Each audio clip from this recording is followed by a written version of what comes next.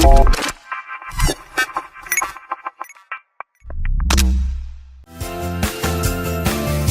everybody, welcome to Olympic Minds Leadership Beyond Limits. This is a podcast for those leaders who want to become the leaders of leaders, the visionary of visionaries. It's for those people who really are invested in finding more than success. They're looking for significance. They want to go beyond mediocrity into mastery.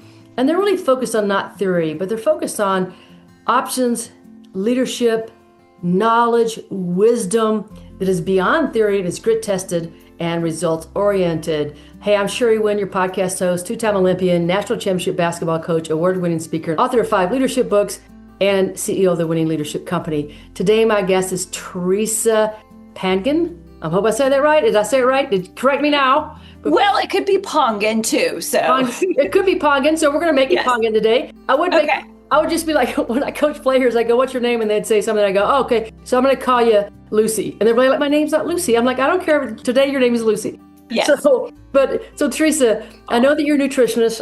I know that you're really focused. I mean, your passion, your desire is to help people come to their highest level of health. Yeah. So tell people a little bit more about yourself and let them know why you're so passionate about what you do. Okay, so I love helping people get better, build their metabolic health, guide them in nutrition so that they can have more energy and focus so they can do more vibrantly what they're out there doing, making a difference in people's lives. So why I'm so passionate, I am blessed with 2 parents that show me both sides of the coin, so to speak. So I have a dad that passed away 4 years ago with 23 stents in him. He had open heart bypass at age 48 young, so go back 30 years. And wow. That's not good news. So I've got that. And he didn't change his eating. So even when he had that open heart bypass. And then I have my mom, who at 52 young had her first breast cancer. She's had 5 cancers in total, 2 breast cancers. She is 83 and she just got back from a 2-week jaunt to Greece. Wow. Yes. And so she, on the day she got her first diagnosis, stage 3 breast cancer, she changed her stress, her movement, and her eating. Wow. So let's say I'm a client and I go to you and I say, "Hey, Teresa, obviously I need some help." Where would you start? I mean, what is it that you start with each individual so they know if they were to come to you, where would you start with them? Okay, we start with the foundation. Just like you do in your world, we build a solid foundation. We've got to get the basics down because everything builds from there. So that's looking at your sleep. That's looking at your stress recovery. That's looking at movement. Mm-hmm. So, and then we look at food, because what I found over the years is that if I don't get a certain level of sleep and stress, then I'm going to struggle to have a client really have sustainable success in the food area. So It all works together. We know that sleep, that if you get less than 6 hours good sleep a night, that you eat 385 more calories the next day. What? Yes. Try it out. I had a client yesterday. He's like, it worked. Like you said, I got my sleep. He's a workaholic, works. I've been working on him to release his work, get that wind down routine. Right. He's finally nailed it. And he's like, it's true. I did not have as much hunger the next day. And I was more energetic. So we also see that first eating event, whatever it is, breakfast or whatever you want to call it, your first eating event, your blood sugar is 5 to 15 points higher. And your blood pressure is about 2 to 3 maybe points up, which that's okay here and there. But if you're doing it day after day and month after month and decade after decade, that's going to hurt you. Somebody says, "Look, I don't sleep well." So there's a difference. I think there's people who don't have good sleep habits, right? So there's people who say, I don't go to bed till midnight and, I get up at 5 because I got to get up at 5. I mean, they just don't have good sleep habits. And then there's people who cannot sleep, right? Yeah. So they go to sleep and they wake up at 1:30.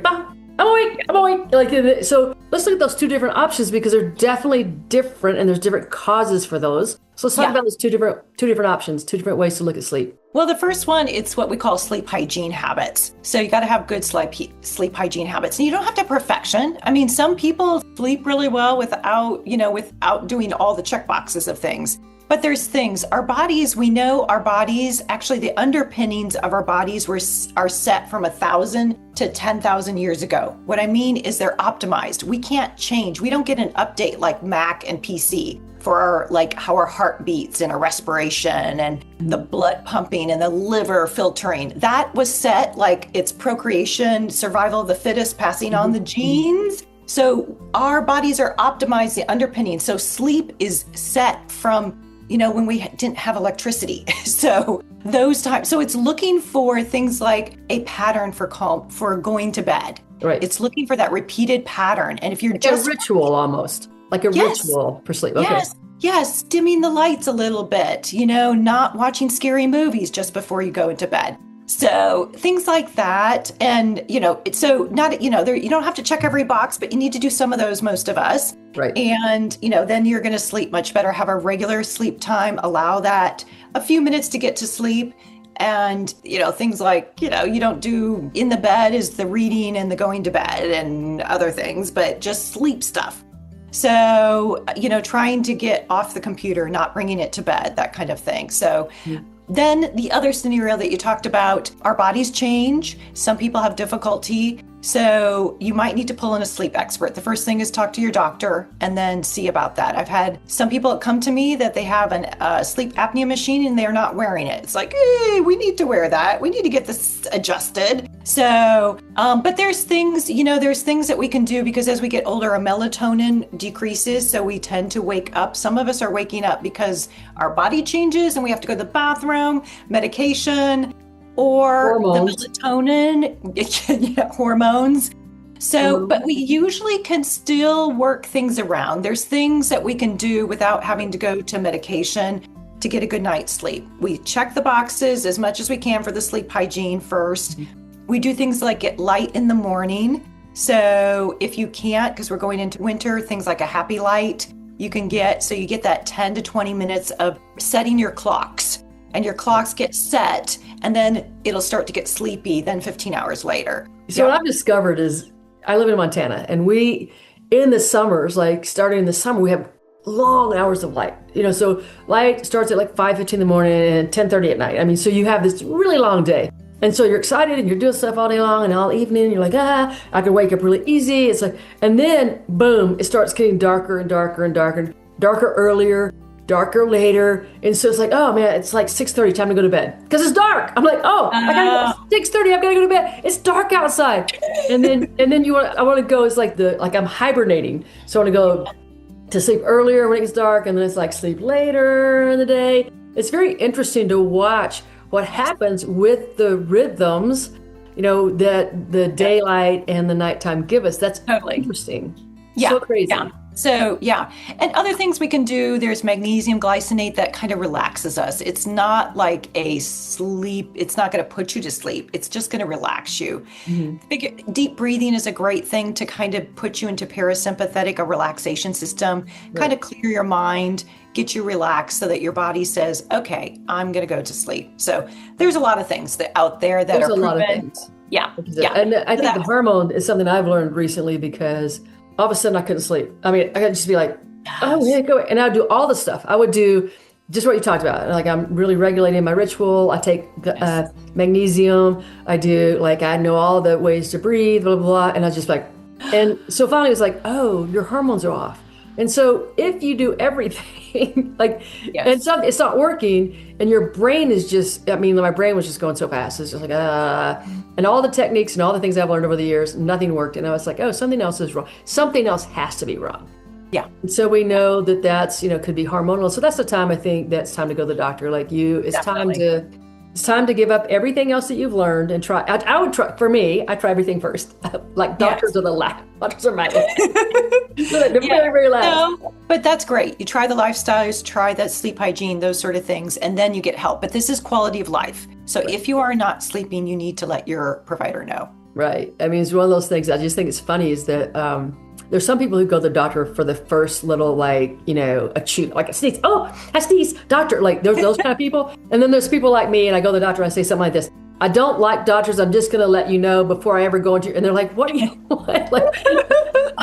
Okay, great. I'm so happy that you're here. So there are those kind of different people, but really it's about, I think, first tapping into the knowledge that, that you offer to people, or tapping into the knowledge that you can find on the internet, trying things before you jump into, I need to go right now. Now, Right. if you're in a severe like sleep deprivation, then maybe you want to start with the doctor. But Yeah. so let's go to the next thing that you Yes. talked about. What was your Stress next cover? recovery. Stress recovery. Stress recovery. Nobody's So- stressed. I mean, why would you think that that's an easy life? Why would I think that? And I think that people are stressed that don't know they're stressed. Yes. So this goes back to almost the kind of 1,000, 10,000 years are underpinnings. So we are wired, if you kind of the easy thinking of it like during tiger times. So when we get a stress threat, so something that's, there's three things that they're going to fall under. Our body is trying to survive. That's its number one goal. It is not care about health. It does not care about happiness. So we have to remember that. My body doesn't care about health, doesn't care about happiness. It cares about survival.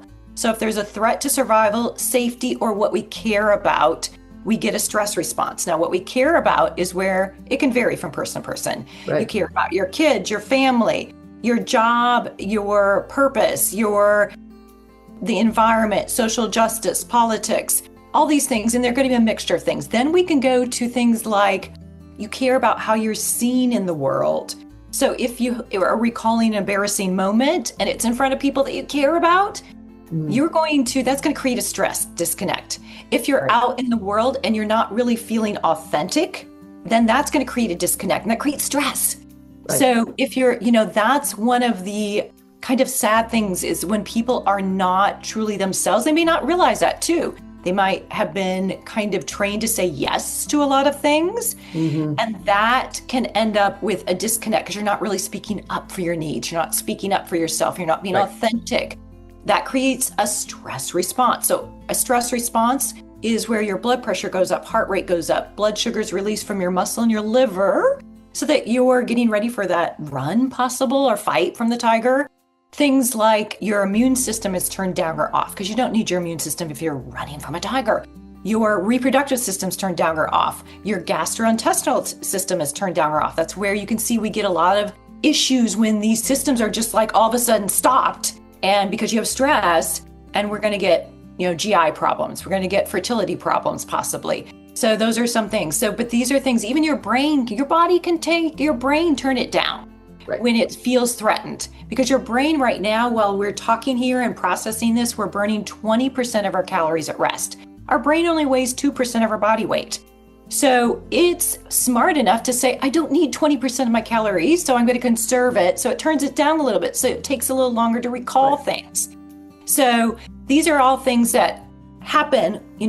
Mark Twain famously said, I've had thousands of problems in my life, but only a couple came true. So this is all the perceived things that our body responds to. Right. It doesn't care.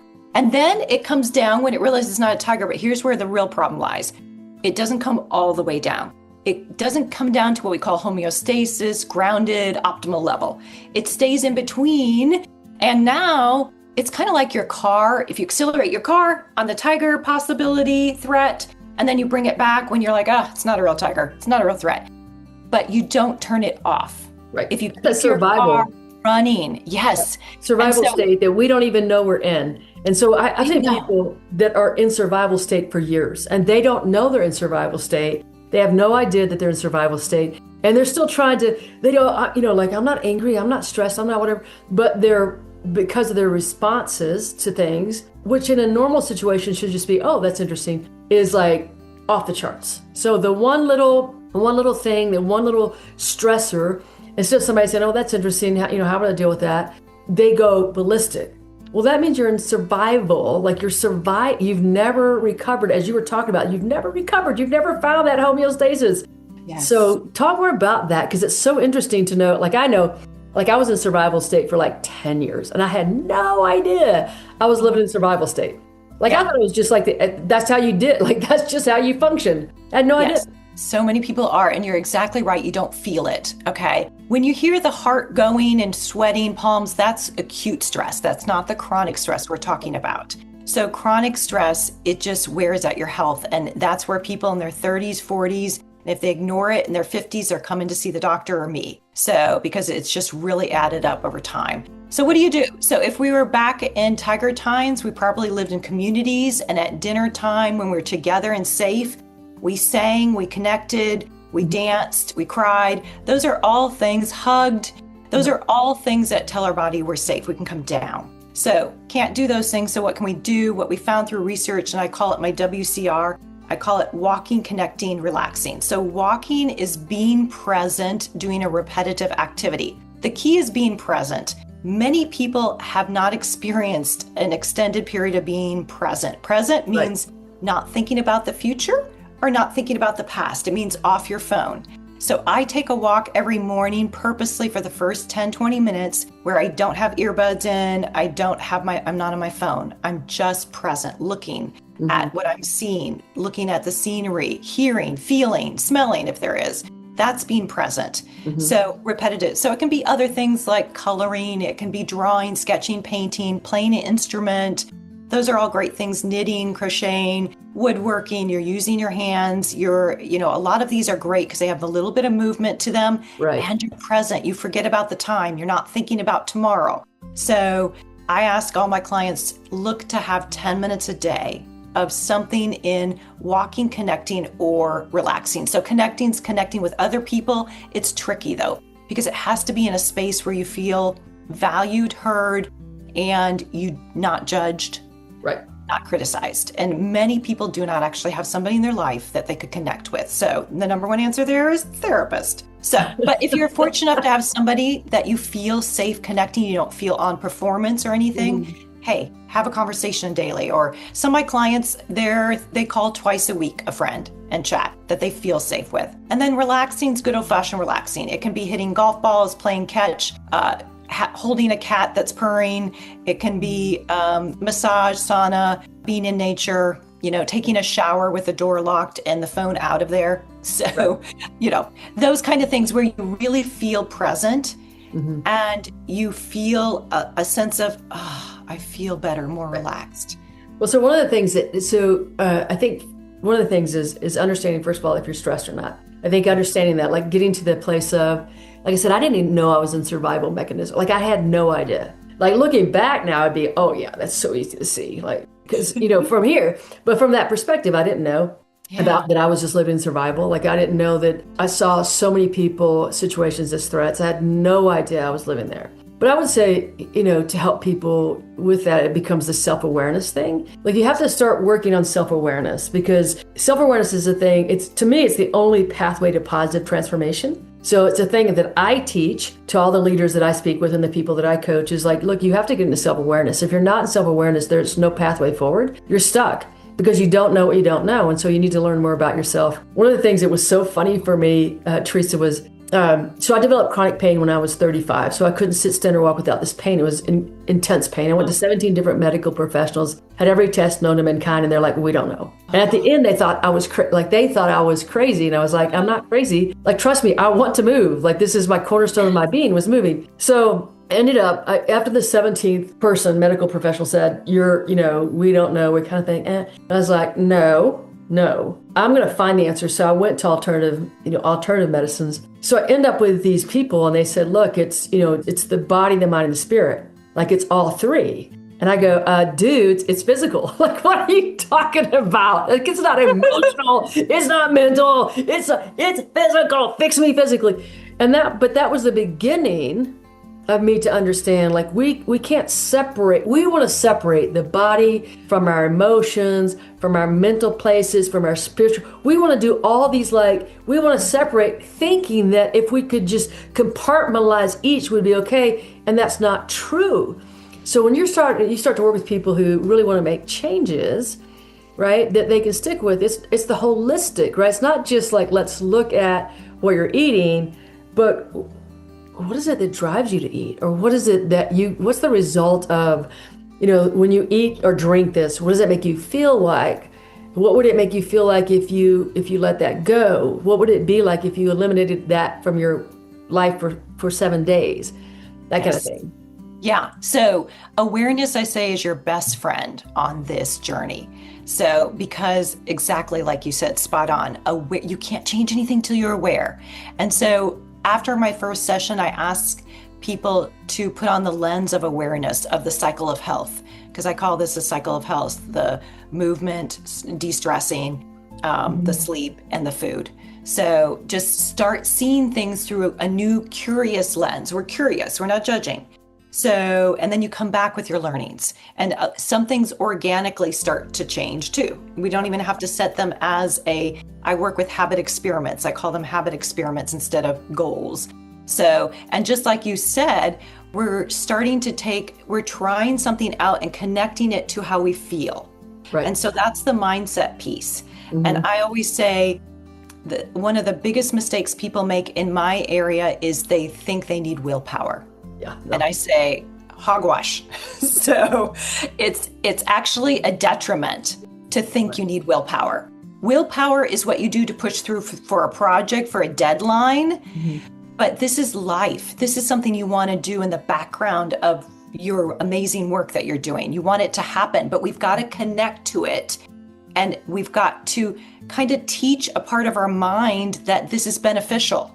So, and not see this as rules, as guilt, as good, bad. We have to connect to when I get to sleep and get 7 to 8 hours of sleep, I feel more energy. I like who I am. And when I'm eating protein, whole food, fiber, and a little bit of good fat at every meal, I feel more energy. Right. And I'm fueling myself, and I really like how my day goes. When that you start to make those connections, and that's the mindset piece. Right. And that's where people come to me all the time, Sherry, and say, tell me what to do, Teresa. You help people get healthier. And I'm like, that doesn't work that way. It's not a checklist that you have to do this. There's principles. I share principles, but you need to experiment and figure out how this works in your life. I will guide you, support you, and then you will change your mindset as you connect things to, I feel better, I do better, I like who I am when I'm doing this. Right. I think there's two things that you said, I think they were really huge. If people missed them, I want to go back to them. One was like, focus on curiosity versus judgment. That was one thing that you said that's huge. And when we're trying to get healthier and we're mad at ourselves, right? So then that's the other part, I want to bring in guilt. So we have to adopt a mindset that says, I'm very curious about why I do this, right? Not judging yourself for doing it, but just curious. I want to live in curiosity. It's a lot different than living in judgment, because judgment leads to that guilt thing. And what I found is when people get guilty, then they're just like, screw it. And they're going to go to like doing 10 things more that are bad for them because they already feel bad about themselves. So if I feel bad, I might as well just increase, feeling bad more. And that whole mindset, I think, is so different for people, because learning to that's interesting. Why would I do that? Like, that's a curiosity thing.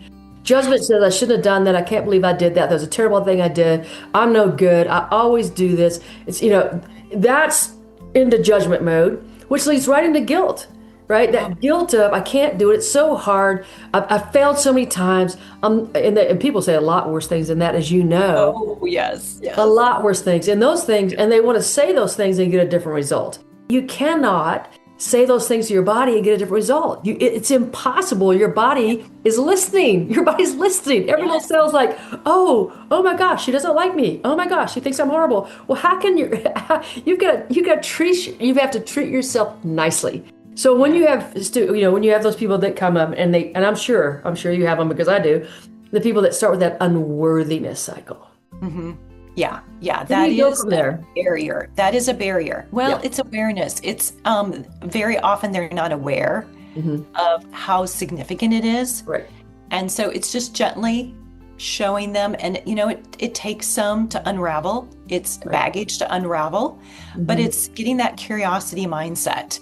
So, and understanding that I am worthy, I am valuable, I deserve to work on myself and spend time and set boundaries, things like that. So it is a process. So, but you're spot on. When we think these berating thoughts, they create cortisol, stress.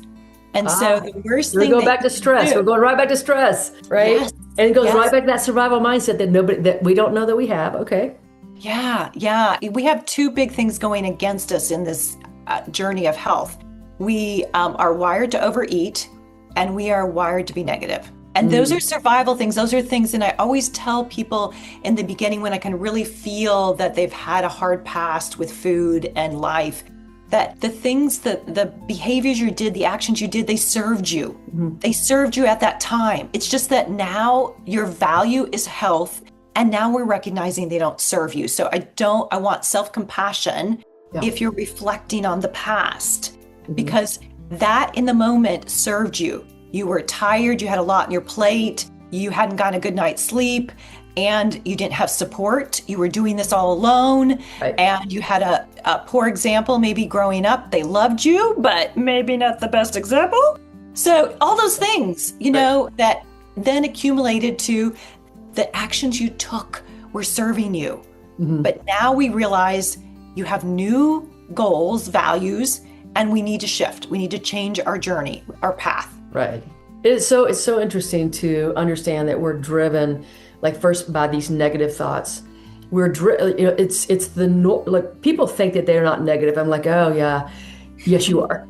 Like, think about how many people come to work and the first thing they say is, oh my gosh, what a sunrise. Did you guys see the sun? Like, they come to work and they go, oh my gosh, did you see that wreck? It was horrible. Did you guys see? Like, they're more likely to give you something negative that they experienced or saw versus something positive. I mean, if you just listen to people speak, they want to go to that negative experience to share. And I'm like, why would you? No, let's share something positive. Let's share the beauty of the sunrise. Let's share, for me, it's like the deer, the elk, the whatever. Let's share that piece. But people are wired, like you said, negatively. And they don't know they're wired negatively. And if you really start listening, you're like, oh my gosh, like the things I tell myself, well, no wonder I can't get healthy. No wonder I can't get to the next place.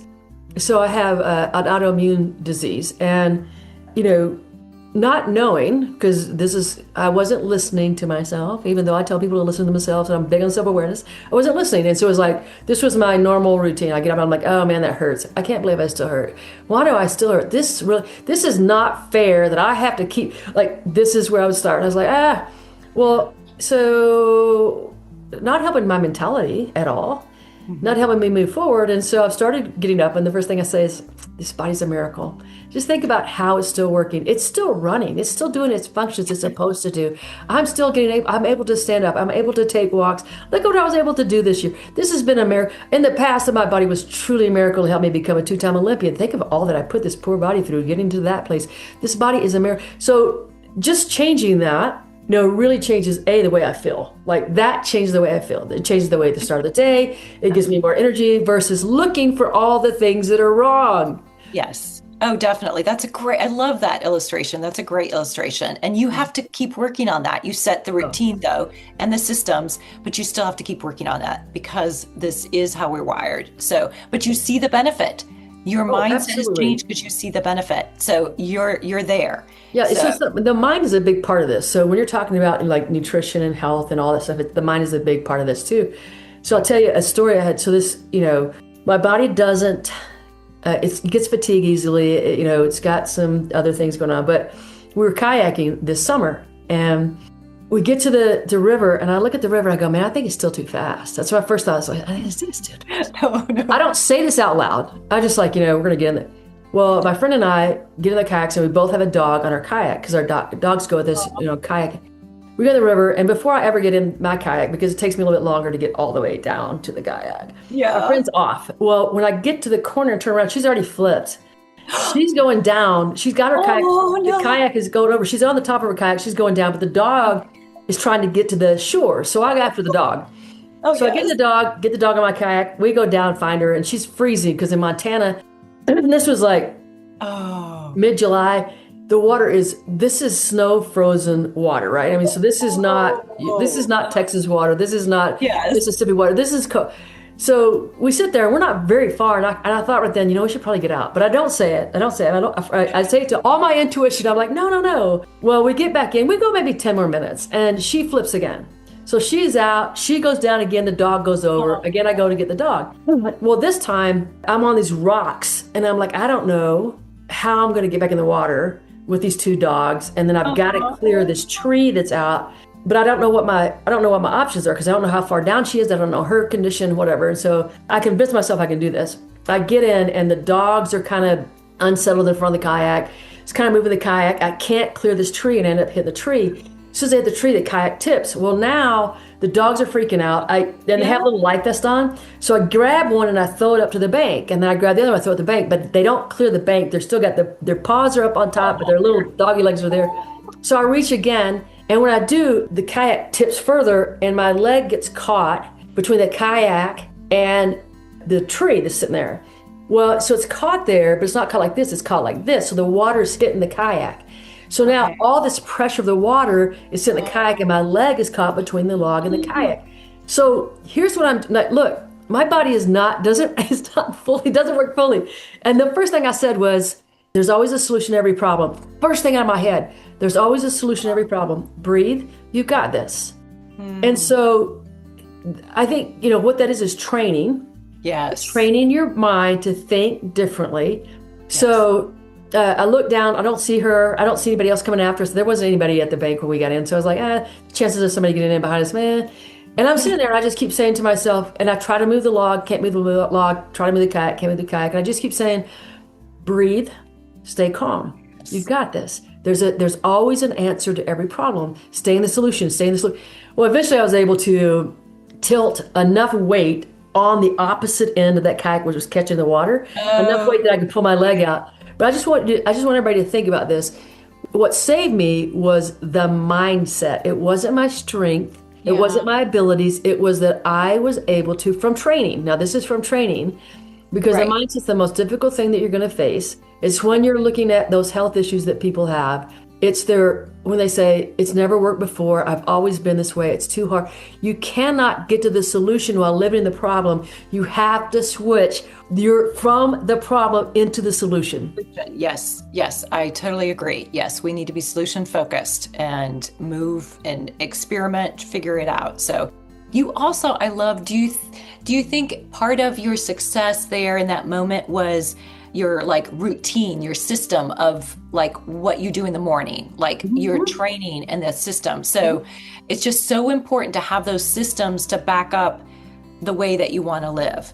Absolutely. So, and James Clear said something like, you don't rise to the level of your goals, you drop to the level of your systems or something like that. So yeah, you have to do something. You have to, when you're going on something like this, you say, go to a health journey, right? So people have different health journeys. I didn't know all this, When you have hormone issues, when you have autoimmune issues, when you have, that's different than a person who they don't have those issues and they have other issues. We all have challenges. I'm not saying one is bigger than the other, because we all have challenges. And so for me, when you're entering this health journey, it's about loving yourself no matter where you're at. Mm-hmm. That is the challenge, because it's really hard to go to, I'm gonna change my eating habits, but you're saying, your internal dialogue is something else. This has never worked out before. It's been so hard. All my family's fat. I'll never get to be thin. It's, I've got it's love is saying, I love myself, who I am today, where I am today. And I know from this position that tomorrow I can get a little bit better. But from the position of judgment, there is no possibility in any health journey can you get to where you want to go. Yeah. Well, and also if you were in theory to drop some weight, because in my world, a lot of people want to lose weight. They think their life will change when they're at X weight.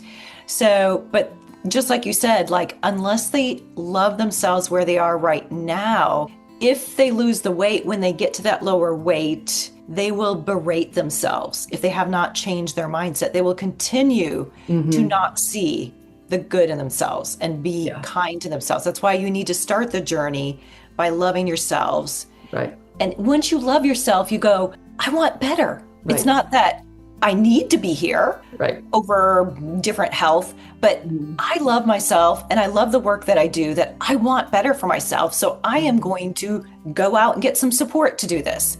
So, yeah. And so let's just kind of shift that to food. So, when I go to the grocery store, I only walk around on the outside of things, because that's where your fruits and vegetables and your meats. I rarely go up and down an aisle unless it's for a specific canned item that goes into a recipe, right? So, but when I see people in front of me with what they have in their grocery carts, I'm like, of course you're having challenges in your life, because what you're putting into your life is not fueling you. So let's talk about people that come in and they're like, they need to change some habits. They probably know they need to change some food habits. What's the number one habit that people need to change in regards to the foods they eat? Well, it's all the number one. So everybody comes with time as a challenge.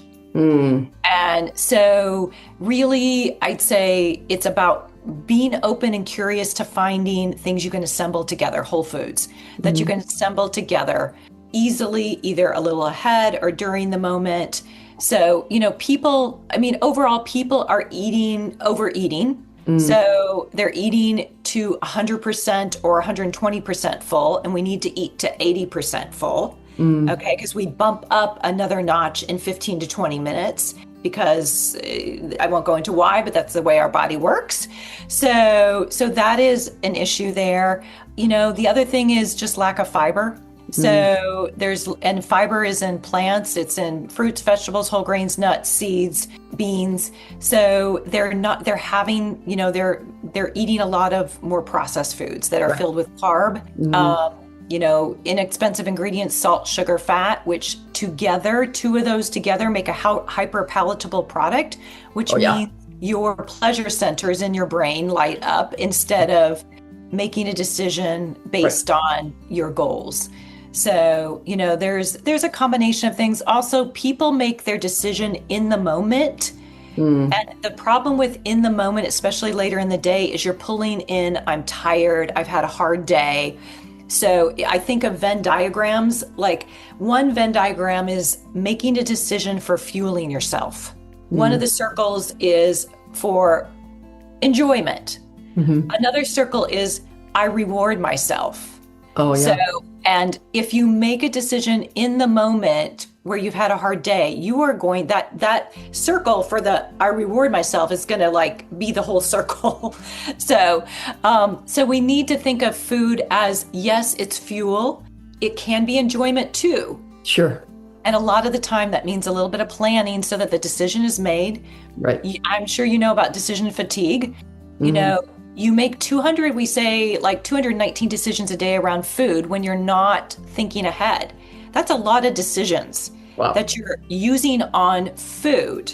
Right. So if you planned ahead, then you're taking away the need for those decisions. Now your decision tank can be used for your work. It can be used for your family. It can be used for the important stuff in your day and not, is this a good time to eat? What am I going to eat? What are they eating? Should I eat now? What about what's going to, all these things that are sucking out the life of your decision ability.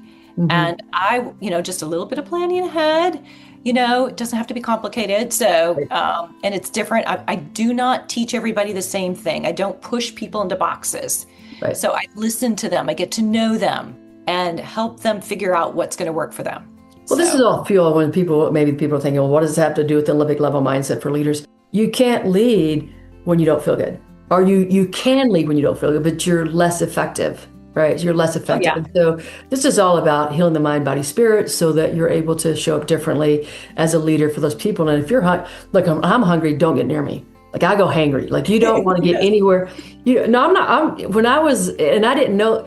One of the things I didn't know is I needed more good fat. And I think people miss that like coconut oil, olive oil, grass-fed butter, and or avocado oil. People forget that, and that will keep you fuller longer. Eating some of the good fats, so don't eliminate the good fats from your body. But, when I was a basketball coach, if I was hungry, I was not a person you want to approach.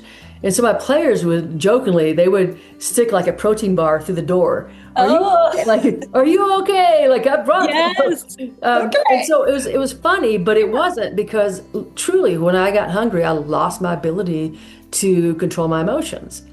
Well, think if you're a leader and you lose your ability to control your emotions, how you show up.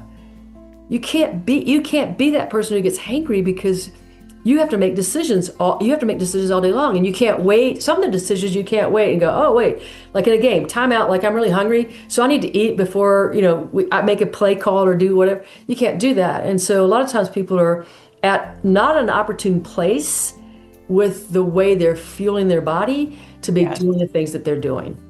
Yeah. Well, and that would be that's information that we can use to grow from. Then that tells us if we're feeling super tired, hangry at a certain point in the day, that's information, and we can act on it, and we can grow from it. We can become aware of it and decide, do I need to look at my sleep, or do I need to look at my protein at the meal before, or the fat, fiber, that sort of thing. So yes. Right. So much good information for people out there. So Teresa, if I haven't asked you a question, if there's something that you want to offer right now to the people who are listening, what's a final parting thing that you want to say to people right now? The final parting thing is, food is fuel and enjoyment, and they can both happen together. And when you do that, like, food comes to life and you see so many gifts. So many people think that if I go and see a dietitian, nutritionist, that they're going to take away my favorite foods. And this is going to change my experience with eating. Well, I got newsflash. You're missing out right now, because you feel so much better. You connect to your food, and food tastes different. People tell me my clients all the time, food tastes different. When I go to such and such house and have this that they have, it just doesn't taste the same. So you become aware in a new way, and you have a new vibrancy about your life, your world, and fueling yourself. So health is vibrancy. It helps you be more powerful in whatever you're doing. So yes. Well, I think that's what the great point about it's not taking away, it's giving you something. And so when you're in the space of lack, like it's going to take, like, I don't want to go do this because I can't drink this, I can't eat this, I can't do. Well, but you can do, you might be able to eat some of that anyway, but you also can do this, and this. I mean, we're looking at it from the wrong lens, because, do you want to be able to go outside and enjoy your kids or your grandkids? Do you want to be able to get off the couch and without pain? Do you want to, so it's the way that you view things. So Teresa, tell people how to get in touch with you. If they're saying, "Oh my gosh, this is such great information. I really want to contact Teresa. I want to get myself to that place where I just feel better." How do they contact you? Yes, I'd love to work with you. So my website, you can go and book an appointment, can book a discovery call. And I do take major insurances I take. So it's at drteresapangan.com. So www.drteresapangan.com. Go there, check my information out, sign up for my nutrition newsletter called The Nutrition Scoop. So you get a weekly email with just some great information to just widen your knowledge and start taking action. So yes. Well, I think that for people who are listening, for those leaders who are listening, you've got to remember that leadership isn't compartmentalized. It's all of you. It's the whole of you. And so one of the things you want to do is really pay attention to the whole of you. So many times we take our little selves and say, well, I only need this to be a great leader. And if you understand that it's the whole of you. If I would have been better back when I was a college basketball coach of eating more good fats, I would have been, I was good at eating food. Like, I just didn't have enough of the good fats in me. I would have been more present for my athletes. And without a doubt, I would have been better. And I wouldn't have ever gotten hangry. They wouldn't have had to worry about, is she going to explode, blah, blah, blah. So it's all of that. I mean, it's really something that's going to change your life. So Teresa, thank you for being on today, being on the podcast today. And this is Lucy Pangan, right? Everybody, I'm sorry. Dr. Teresa Pangan, but it's spelled P-A-N. So when you're looking at her, it's P-A-N-G-A-N. Yes. And thank you for being here. If you love this podcast, please share it with everybody that you know, your aunts, uncles, friends, non-friends, colleagues, whatever you're going to share it with. Share. Hey, everybody, have a winning day, and we'll see you next time.